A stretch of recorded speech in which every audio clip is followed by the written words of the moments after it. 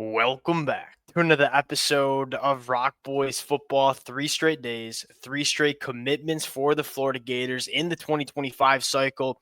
Tuesday afternoon, coming from three-star offensive lineman Daniel Pierre Louis, formerly committed to Florida State, flips his commitment to the Florida Gators. This is the second former Florida State commitment, now flipping his commitment to the Florida Gators, obviously with Tramel Jones. One thing that really stands out to me with Daniel Pierre Louis is you look at the recruiting ranking and say, all right, 24/7 Sports on three, kind of a consensus lower three-star ranking. I think there's a lot of developmental upside. And I think Florida has seen this kid in person plenty, has done their homework on him, and obviously like him enough to add him to the 2025 Class 1, the first offensive lineman committed in the 2025 cycle for Florida. That's a big deal. But I think more importantly, I kind of like the developmental pathway for Daniel Pierre Louis, where you take a look at the film, and we're going to get into it in just a little bit. Yeah, big time power in his hands. Like it comes easy to him in terms of power output. And then he's a really good athlete for the size. I mean, you see him work up to the second level and get to linebackers. You see him pull around to the play side and get a hat on a hat. The athleticism and power you like. Probably not a day one ready guy, which I think is okay. I think there's a lot of development that needs to take place in terms of the technical aspect of the sport, but I think has a lot of physical traits that you, quite frankly, like a lot. Plays left tackle at the high school ranks, probably going to play on the inside of the offensive line for Florida. You know, having guys like Najee Harris and Bryce Lovett really starting to put it together, it allows you to kind of stash a guy like Daniel Pierre Louis away and say, hey, what is he going to look like come 2026 and 2027? Florida's not in a position where they need this kid to come in and be in the two deep early on for this Florida Gators team, which I think makes sense for a guy like Daniel Pierre Louis. And I think lastly, and we'll talk about this a little later on, he was committed to Florida State with Coach Alex Atkins, along with offensive lineman Solomon Thomas. Obviously, Alex Atkins no longer with that Florida State program, who is kind of the driving force with a lot of these offensive linemen committed to Florida State. I think this further kind of opens the door up for Florida to go after a guy like Solomon Thomas, where Daniel Pierre Louis probably not ready to play early for Florida.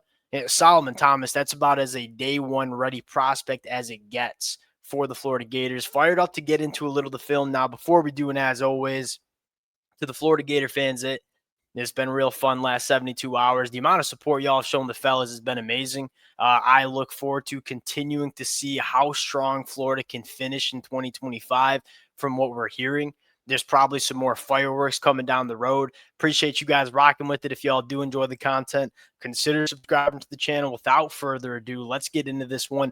Daniel Pierre Louis. Now, you talk about the football player here again. I think it starts with the physical traits you kind of like, right? He's around 6'5". I believe he's over 300 pounds, closer to 315 pounds right now. Carries that weight relatively well. You see some really good athleticism. You see some really, really big time power in his hands. So from a physical trait standpoint, you kind of like what this kid brings to the table. Now you turn on the film and it is very clear that there's some development that needs to take place in terms of playing on the offensive line. There's probably a little bit more physical maturation as well, but I do think he has some traits to be a really quality offensive lineman in the SEC. And again, Florida's done their research on this kid. This is not a shot in the dark. They've been to his games. They've seen him work out. So you feel pretty good about Florida taking this cat. Now you get into the film, and again, I like guys who play tackle at the high school ranks because, again, it shows you their ability to be athletes and play in space. And you fire up the film with Daniel Pierre Louis and you say, one really solid athlete that's got some big time power in his hands, right? Pulling to the play side. And it just seems so easy for him to just put people on the ground. I mean, you look at some of these, this is a little bit more of a highlight than just a full game here, but you see him routinely like pop in his hands, putting people on the ground, whether it's pulling around to the play side. I mean, I love this rep where we're going double team, working up to the linebacker, putting the linebacker in the dirt as well. That's kind of textbook stuff. When he's getting on the down blocks, he moves people effortlessly off the line of scrimmage. There's some power in the hands that you like. Again, getting to the play side, just so easy. I mean, I don't know what it is. I know the strength of competition, 6A football, I believe, maybe not great, but you can't really argue with what the film says in terms of the pop this guy has in his hands. This is a really good rep, right? We're working a little outside zone here, attacking that outside shoulder, driving the feet. He translates well to being an interior offensive lineman because when he gets hands on you, when you have him in that phone booth, Like he really does control the point of attack. Excuse me. And then when you ask him to work up to the second level, he can do that as well. So I do think there's some really intriguing aspects about Daniel Pierre Louis and what he brings to Florida. Obviously, a two-way player, gets it done on the defensive line as well, getting a sense of his athleticism. But again, I love when he gets hands on you, man. Like it's kind of game over. He's going to put you in the dirt.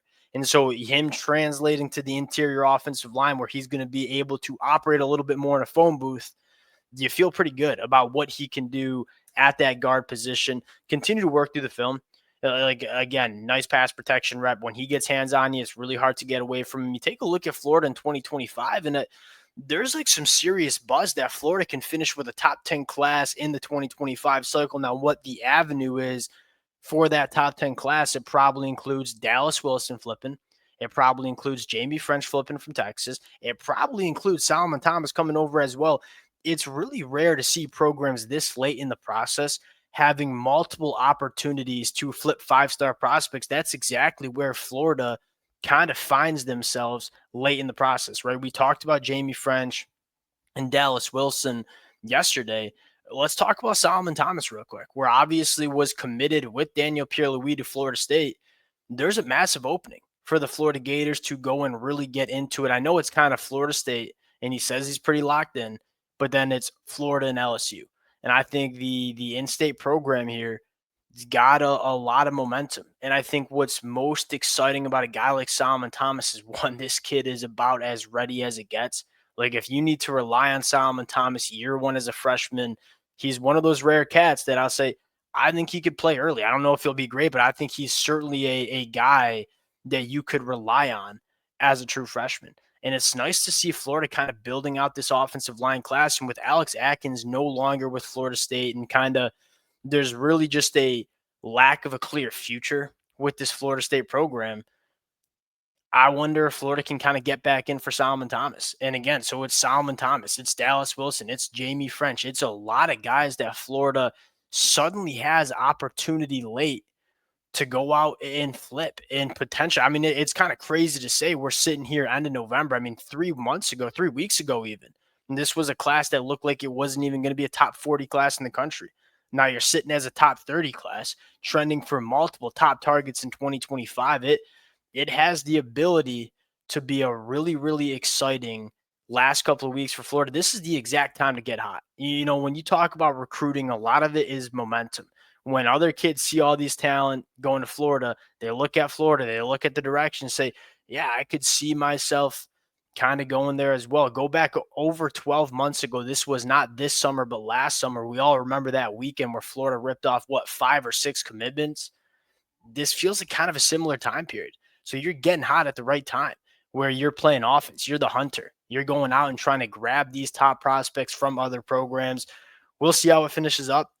Really exciting time to be a Florida Gator fan in my mind. Appreciate you guys rocking with it. If y'all do enjoy the content, consider subscribing to the channel. Appreciate you guys. We'll talk to y'all later.